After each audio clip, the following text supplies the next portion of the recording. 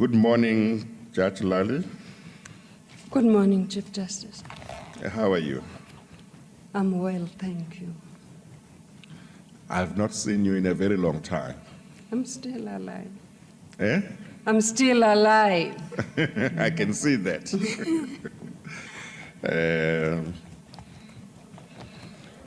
Thank you very much for availing yourself for consideration. I am going to ask you questions. Commissioners will ask you questions. The aim is just to see if how you fare when we compare your track record to the selection criteria that we use to select judges. Are you ready for us to start? Yes, Chief Justice, I'm ready. Yes. I see that you hold a few degrees, B Juris, LLB, BA honors. Is that correct? Yes, Chief Justice. But there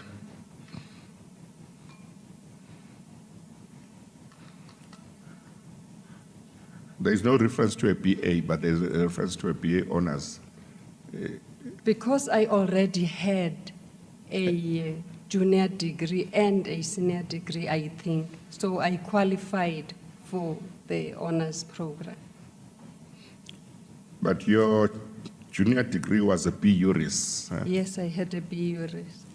And as far as I know, a B Juris degree only has law courses except languages, isn't it? I think that I did my honors after I had obtained my LLB, and because it was honors in industrial relations, or in any event, I was advised that I qualified. That's why I got admitted, because I fulfilled the necessary requirement. Yes, I do not have a BA degree. Oh,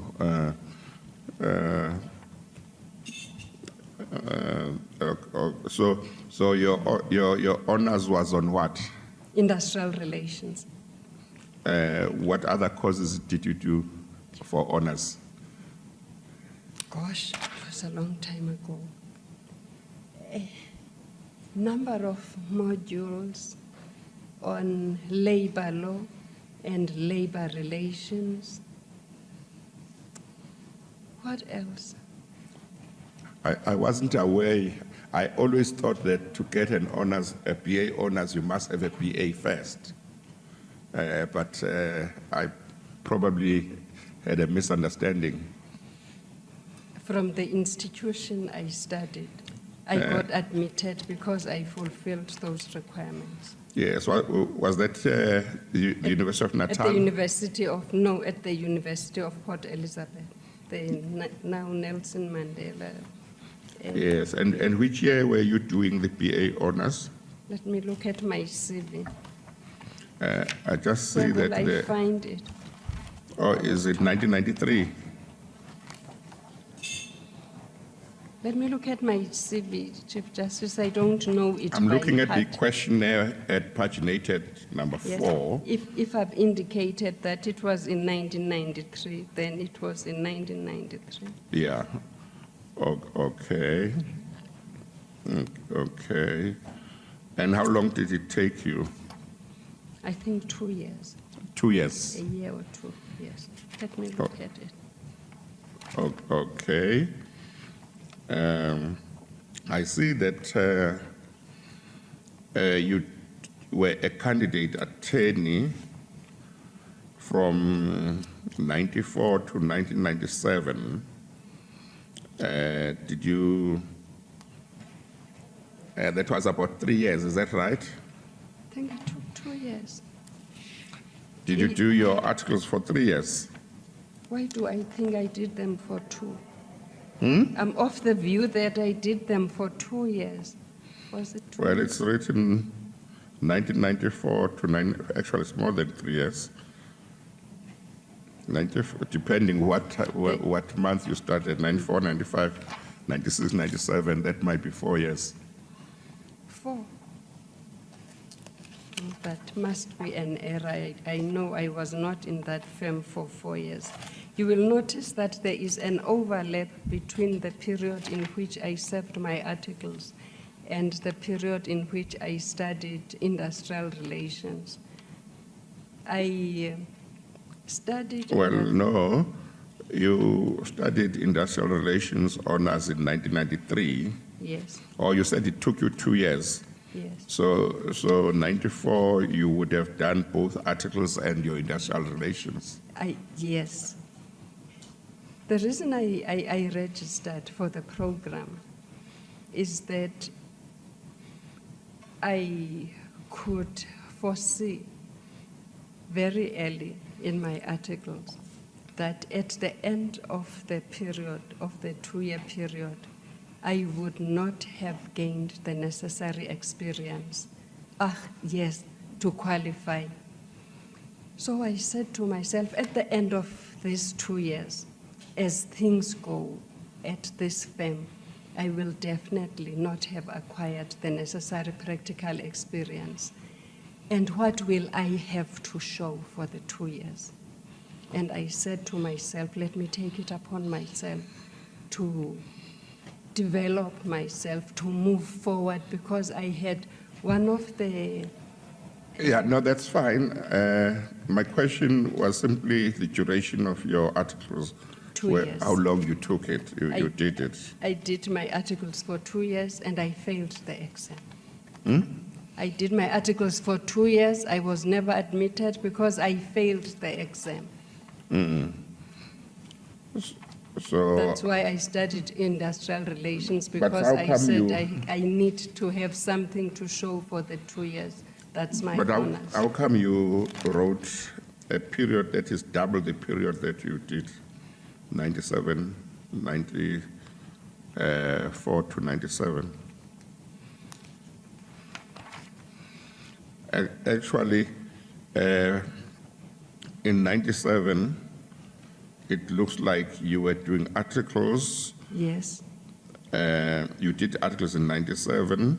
You also served as a level A full-time commissioner of the CCMA. But articles are a full-time business. How could you have No, done that- articles in 97 and be full-time at the CCMA? Or are you saying this 97 for articles is a mistake?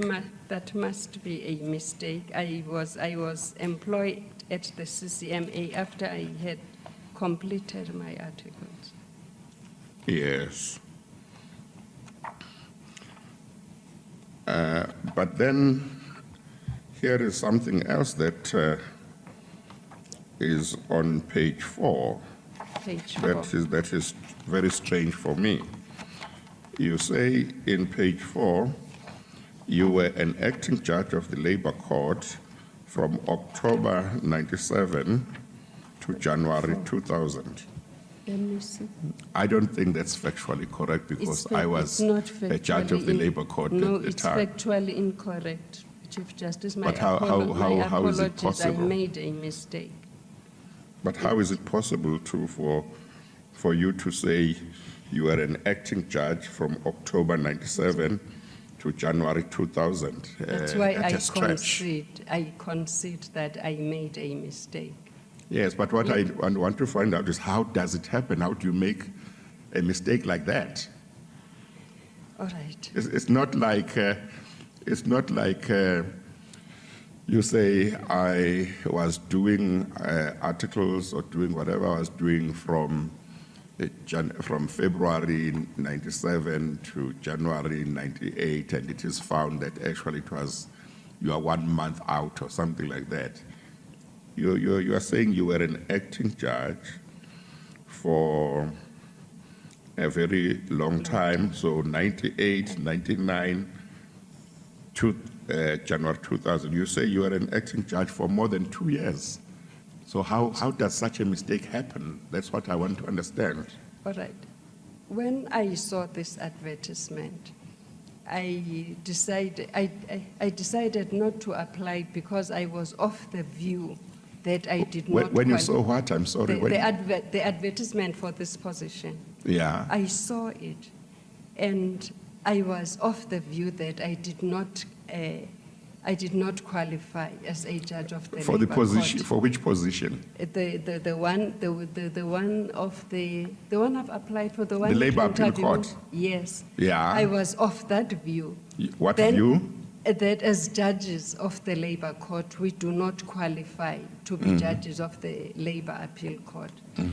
So I had very late. In fact, Edwin asked me whether I had applied. I said, how could I apply when I was told that judges of the Labour Court don't qualify? There's no point for applying for a position I don't qualify for. And he said, in terms of legislation, you may apply. So I completed my application very late at high speed because I truly believed that I didn't qualify to apply, or I did not qualify for the position. And honestly, should I apply for a position I don't qualify for? My answer was no. So when he told me that I was eligible, then I applied at high speed. It was very close to the closing date, so that explains these errors. Who told you? My apologies for the errors. Who told you? Who told you qualify or you are eligible? The acting Deputy Judge President, Edwin Lallie. Yes, but from your own assessment, you did not think you qualified. Because I was of the mistaken view that in terms of legislation, I didn't. I hadn't read it. You know, when you work in an environment and you generally have discussions, I was of that mistaken view. It was my mistake. Well, are you talking about the fact that there used to be a provision in the Labor Relations Act that said you have to be a judge of the High Court in order to be a judge of the Labor Appeal Court? Is that what you're talking about? No, I'm talking about the notion, the impression I had at the time. That was my impression. What I'm asking you is whether when you say you thought that you don't qualify as judges of the Labor Court, you don't qualify to be judges of the Labor Appeal Court, I'm asking whether you were basing that on the fact that there used to be a provision in the Labor Relations Act that said in order to be a judge of the Labor Appeal Court, you must be a judge of the High Court. Possibly. Possibly, Chief Justice. Possibly? Yes. How? How can you say possibly? You must know why you were of that impression, is it? What was the basis for your impression? You know, when you work in an environment, you generally have conversations with people you work with. So when you have when it appears to be a known fact, we know that we don't sit at the LAC because as Labor Court judges, we don't qualify. I hadn't read the Labor Relations Act. And after applying, I read it because when I was told that I could apply, I applied at high speed. Then I read it for myself. Then I found the relevant piece of legislation, the relevant section. And what did it say? Excuse me? What did it say, the relevant section? The relevant section provides that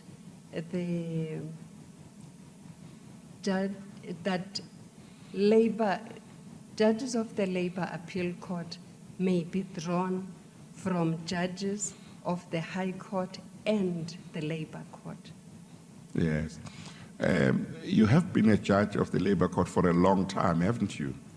Yes, Chief Justice. How long? I have been a full-time judge since 2012. Since 2012? That's over 10 years. Yes. But that change in the legislation would have been quite topical at the time the change was made.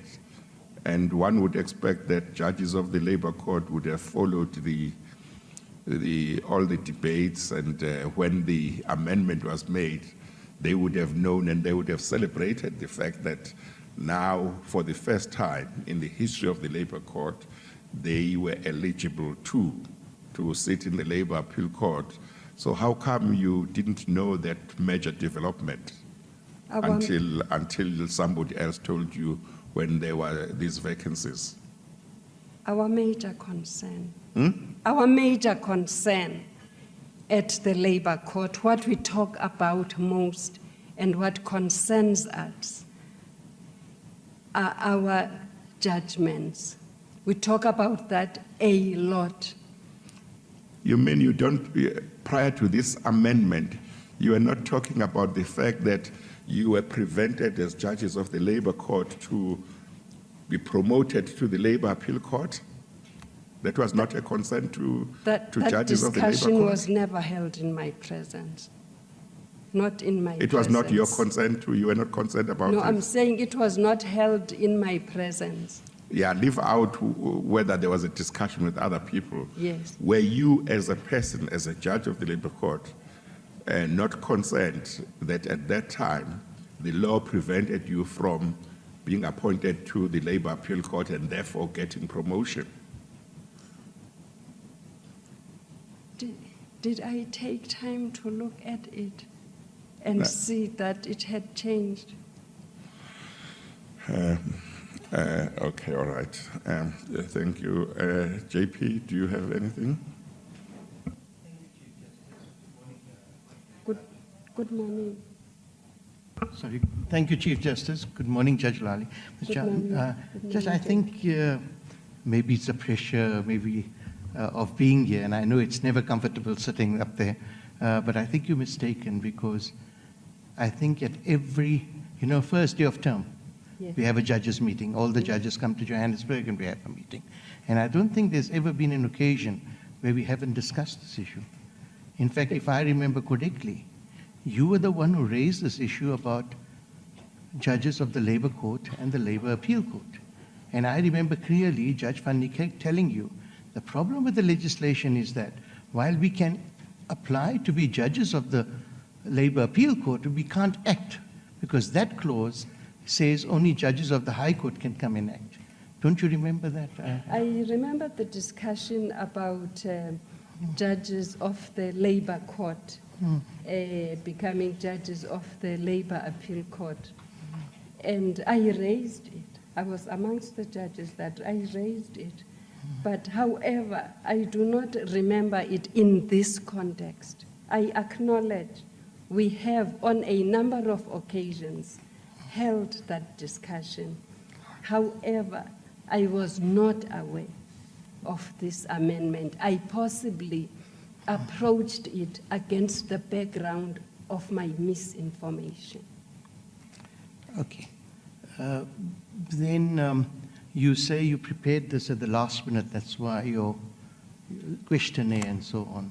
Yes. But if I remember correctly, that was at least 2 weeks before the due date, you had sought advice on this matter, wasn't it? I remember you phoning me and telling me about your intention to apply, and I said you should feel free to do it. That was at least 2 weeks before the closing date. Was it 2 weeks? Yes, because I remember you still asked about nominations and so on, and you wanted to know if you needed a certificate of good standing, remember? I remember discussing it with you. And I see also the letter of your nomination was a week before you completed your questionnaire. Am I right? If you look at the dates on there. So maybe it's the pressure of they were sitting there. Anyway, let's move on and talk about, firstly, talk about, recently there has been lots of development in our law, in labor law particularly. And, or as always, lawyers have the amazing ability to raise all new issues, and our law keeps so fluid, keeps on changing, new issues come up. And 2 new issues have come up in the last few years. One is derivative misconduct, and the other one is a long debate and continuous debate for years about lawfulness versus fairness. Now, on derivative misconduct, there has been a Constitutional Court judgment, which I think puts it to rest now. Do you have any idea? I mean, can you help us? Tell us what happens in your court on derivative. Because every person nowadays, when it's a strike-related matter, which only the Labor Court has jurisdiction, not CCMA, they talk about derivative misconduct. What can you tell me? When we talk about derivative misconduct, we refer to misconduct that takes place at the workplace, misconduct that involves a number of employees, that gets discovered that it has happened. However, the actual perpetrators, it may not be easy to identify each and every actual perpetrator, or some employees may refuse to disclose who the actual perpetrators are. So the employees in that environment or involved are then presumed to also have been involved. So their conduct is referred to as derivative misconduct. Thank you. And you know what the Constitutional Court had to say about that? I must confess, no. No, okay. Please give your answer in such a way that we can hear. Oh, my apologies. Sorry, I'll raise my voice. Yeah, your answer was you don't know. Oh, no, I haven't read that Constitutional Court decision on derivative misconduct. Thank you. Then the other issue is the latest one about lawfulness versus fairness. Yes. I think it seems to be a practice, or not practice, but a new fashion that mostly white-collar workers, and especially within the government service, when they are about to be dismissed or suspended, they don't follow the process of CCMA. They come directly to the Labor Court.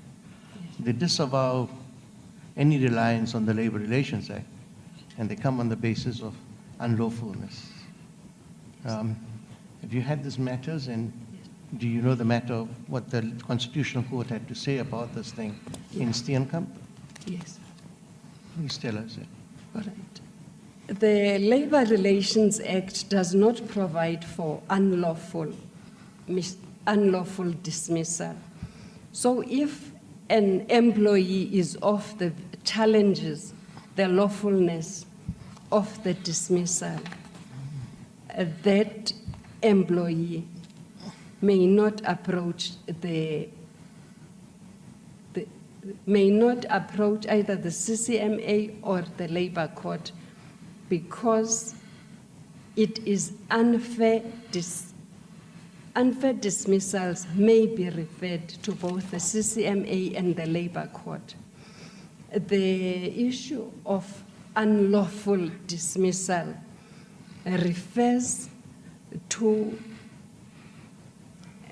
a breach of contract.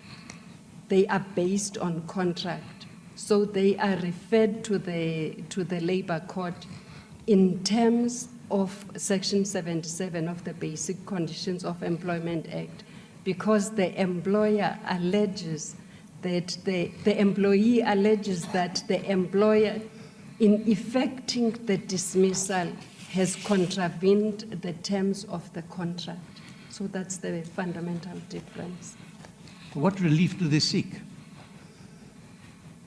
when they say, I've been dismissed unlawfully?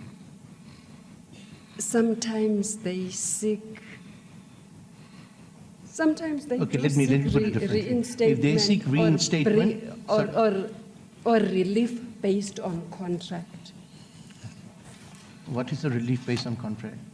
Specific performance. Specific performance. Now, in contract law, is specific performance there to be just granted? May specific performance be granted? Yes. If you prove a breach? When there is a proof, yes, it may. That's my problem, you see, because I think it's very clear that specific performance is not there, for the asking. Has to be, or even damages you have to prove. But more importantly, do you know, often what they ask is for reinstatement. Yes. Now, do you know what Steenkamp said about when you bring a case for, in terms of contract law, and you ask for relief in terms of the Labor Relations Act? All right. Reinstatement is provided for in the Labor Relations Act. In the? In the Labor Relations Act, Section 193, I think, 193, yes. So an employee who challenges or who seeks reinstatement has to refer a dispute in terms of the Labor Relations Act and seek reinstatement remedy, the remedy of reinstatement in terms of the Labor Relations Act. Is that what the Constitutional Court held in Steenkamp? In Steenkamp, remember, they brought a matter for because it was a retrenchment matter. Yes. And they brought it on the basis of failure to comply the contractual agreement. Yes. And they asked for reinstatement in terms of the LRA. Do you know what the Constitutional Court held? It's a very important judgment, applies every day. Yes, which I have applied to. Steenkamp provides that the Labor Relations Act does not refer to unlawful dismissal. So employees who allege that their dismissal have been unlawful may not seek relief in terms of the Labor Relations Act. That's it. Thank you. Thank you, Chief Justice. Thank you. Thank you. Minister? Thank you, CJ. Good morning, Judge. Morning, Minister. I see you have got a lot of reserved judgment. Yes, Minister. So maybe you could enlighten this commission what could be the challenge for you to finalize the matters, and do you think it will be sending a good message for us to elevate you to the appeal court when you have got this huge number of reserved judgments? Reserved judgments is a consequence. You are seeing results of a number of problems. If you consider the causes of those reserved judgments and ask yourself whether I am to blame for all of them.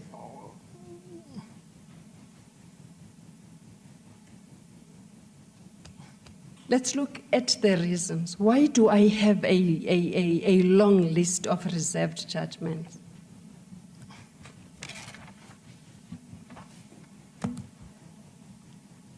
Well, Judge Lallie, please tell us what you want to tell us. All right. Don't have these long pauses. Okay. We have a lot of other candidates we need to see. My apologies, Chief Justice. I have a long list of reserved judgments because of the problems that I encounter. Amongst my problems, I need to state the history of these reserved judgments because they have a history before my appointment. Well, I'm sorry, Judge Lallie. Yes. Maybe pack the history, just in point form says, Yes. it's this, if you have been sick, I was sick, or just in point No, form first, then we can take it from there. All right. The reason is the manner in which my work is arranged, mainly. That was the result of the investigation that was conducted in Quebec. The manner in which my work is arranged by the registrar who allocates cases makes it impossible for me to reach my targets. That was the result, or that was the outcome of the investigation that was conducted to look into why I have them. So there are internal problems which prevent me from reaching my targets. Did you raise these issues with the JP? Yes, I did. Oh, the Chief Justice, oh, this, Okay. No, thank you, CJ. Thank you, the Minister. President was raising his hand. I was directing you to his hand. Thank you, Minister. I will come back to you, JP, but I want to, Commissioner Marumwaha.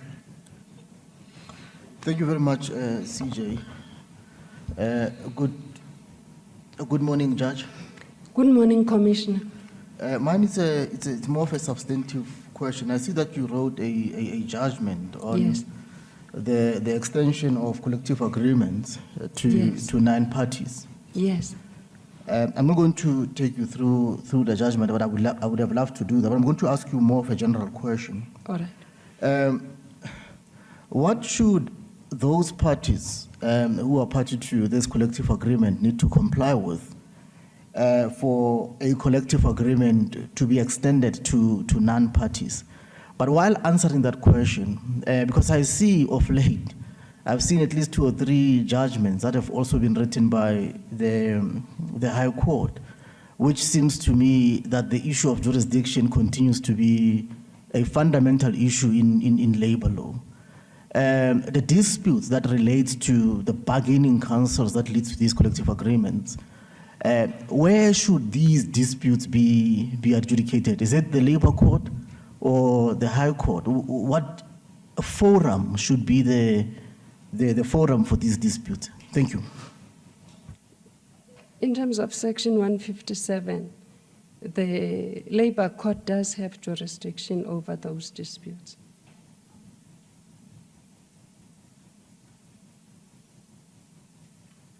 No, Commissioner. I'm not disputing that. It does, and one of your judgments shows that it does. Yes. That is not the issue. What's the question?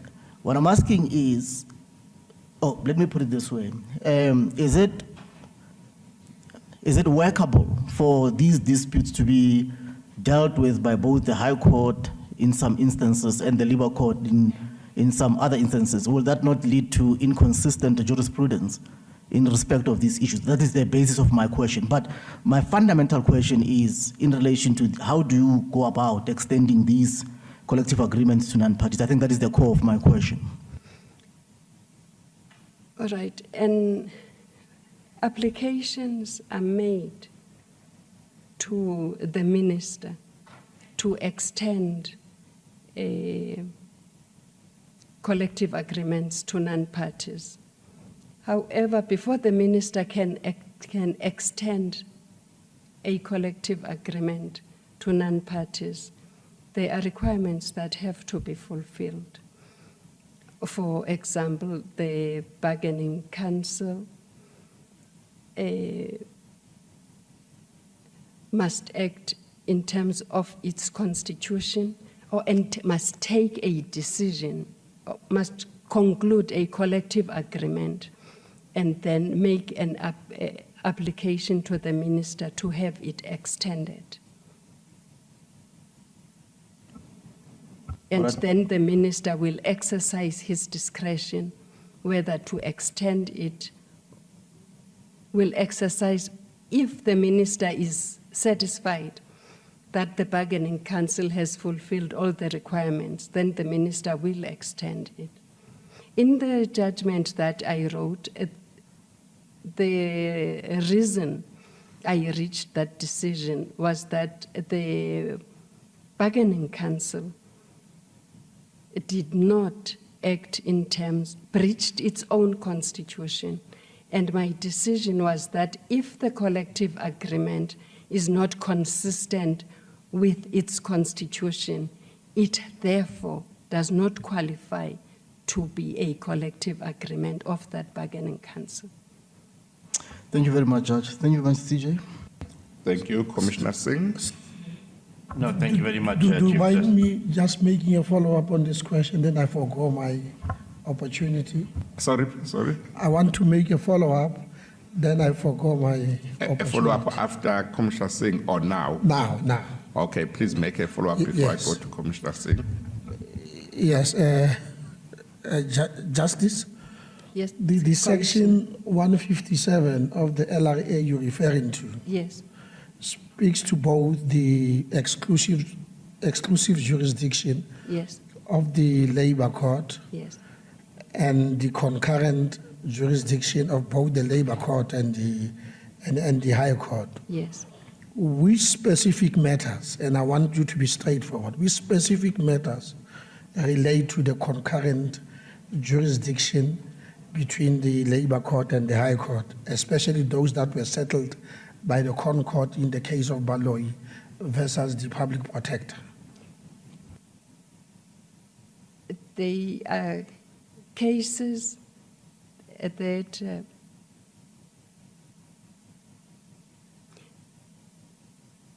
in which in section 157 states them expressly, states those cases in which the Labor Court and the High Just be Court specific, have- which are they? Just go to those cases without repeating it.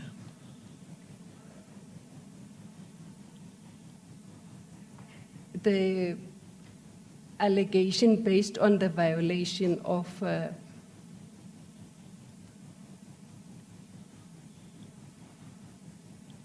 chapter of the Bill of Rights. It's in chapter 2.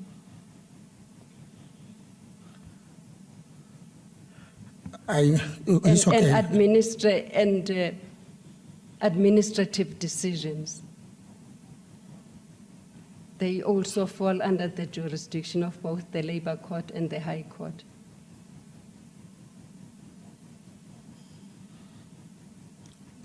Chief CJ, I settled. I'm done. Okay, all right. Commissioner Singh? Thank you, Chief Justice, and good morning, Judge. Morning. Morning. Yeah, Chief Justice, I'm really not satisfied that we've received answers to these outstanding judgments. You know, about over 20 of them, and some of them 2 years. And I think Yes. the minister raised the question, but we don't seem to be getting any responses. Well,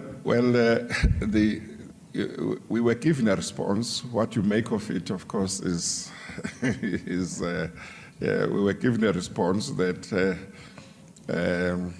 May I it's because of how the registrar allocates matters to her. I don't know how I'll give the JP a chance how a registrar allocates matters to judges. I thought the JP would do that. JP?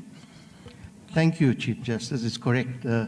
Registrar, there is a system where the judges at the meeting at the first day of every term which we have discuss how many matters to be allocated in motion court, how many matters to be allocated at trial court, and that's why the chief registrar sits in our meeting, and she then communicates, and we check the court roll.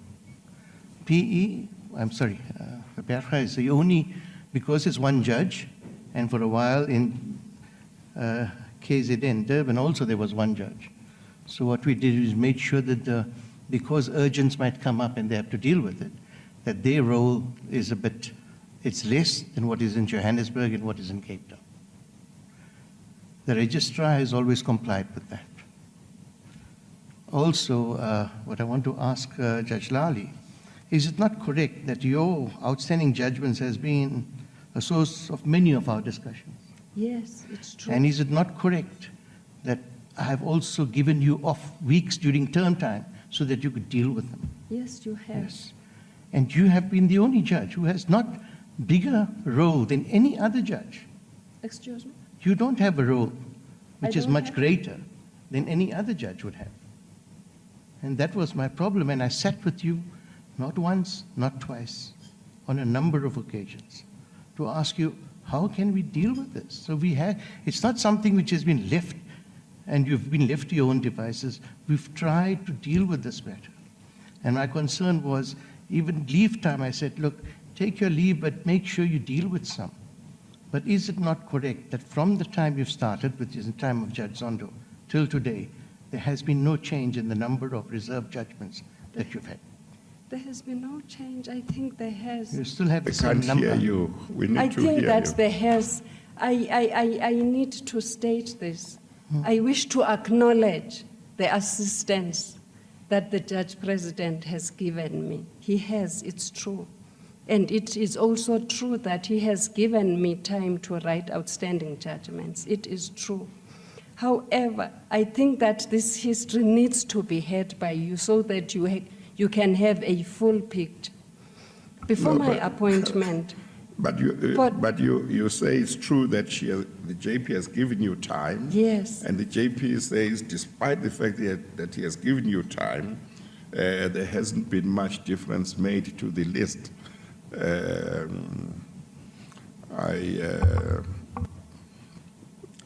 I just think it's an unacceptable situation. but Some of them are close to a year now. When I look at the dates when they were reserved,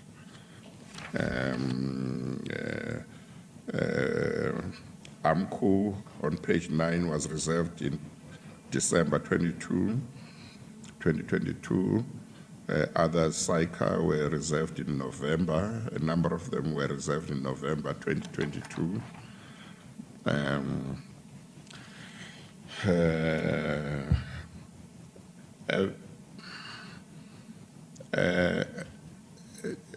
JP, is there no complaint that has been lodged against the candidate for the reserved judgments as yet? When the complaints come, we sit and we sort that out. We give a time to get the judgment out immediately. But I don't, in the last year or two, I can assure you there's been no complaints. No, I mean complaint lodged with the Judicial Conduct Committee, not from the. No complaints. Not yet. Guilty, sorry. Okay, but you will reflect on that.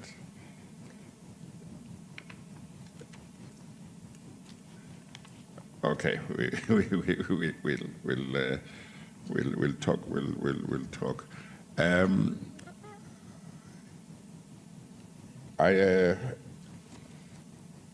don't know if there is really anything, Commissioner Singh, you still want to hear about the reserve judgments? No, thank you, Chief Justice. Yes. No, there's no point in pursuing this. Commissioner Baloyi, do you still want to? Thank you, Yeah. thank you, CJ. Good morning, Judge. good morning, Commissioner. Yes, Judge, the various discussions that you've had, first with the CJ about how it came about that you made the mistakes in your application, and you're saying that you were not aware that you could apply to be a judge. The discussion about you not being aware of the judgment of the CC on derivative misconduct, and lastly about the delivery of judgments. On the failure to deliver judgments on time, on the face of it, it seems to suggest a lack of diligent application by you to your work, but also to the law that relates to the work that you do. And that is a matter of concern in the absence of a proper and full explanation, a satisfactory explanation, actually, why you're not aware of legal developments of law in this specialized area where you practice, how you completed your application form and made a mistake in it, and now we've heard that it's not an application that you completed overnight. And then 3, you have these judgments. It is a matter of concern, and you are not dealing with it in any satisfactory way that, if you were to be considered for recommendation, would give peace of mind that these are passing things and they are behind you. Do you want to say anything about that? It is a matter of concern for me. Commissioner, let me concede that you have reason to be concerned. But I need to say this, and I would like you to hear me on this. When I got appointed, there was no permanent judge in Gqeberha. Gqeberha was serviced by judges, mainly from Bramfontein. And I need also to add that I got this information because I was concerned. I could feel that, I could see that I was overwhelmed by work. So I asked them, I approached judges and asked them how they coped because I was overwhelmed. And they told me that when they worked, they worked in Gqeberha, they were willing to do more because they serviced that center, say once or twice a term. So when I walked into a pattern of scheduling cases, that was extraordinary. I did not walk into the ordinary. As a result, when they were too much, when I had a lot of them, one of the judges of the LAC approached me and told me about his concern. And he even said it will take years to clear this. So while I do not shy away from responsibility, I would like you as commissioners to understand that there are factors that are beyond my control. And I wish to invite you to look at statistics. I did read the Chief Justice's report. I have improved. And I looked at the number of judges at other centers. I looked at the number of judges that we have. I looked at our caseload. And I am forced to wonder whether there is a plan and resources to ensure that we fulfill our mandate. And I also invite you to look at the trends. Because when you look at the report, a number of the judges of the labor court have long lists of outstanding judgments. And I wish to invite you to look into the problem and find out what the problem is. We are aware that we work in a court where we have to issue our judgments as expeditiously as possible. It is our intention to do so, but I invite you to see if we get sufficient resources to fulfill that mandate. All right. Thank you, Judge Lallie. Thank you, CJ. Thank you. Commissioners on the virtual platform, is there anybody who wishes to ask any question? Otherwise, I think this interview has come to an end. Commissioners on No, thank you, Justice. Thank you. No question. Thank you. Thank you. I think there is nobody on the virtual platform who wishes to ask any question. Thank you very much. We have come to the end of this interview. Thank you very much, Judge Lallie. Thank you for coming. You are now excused. Thanks.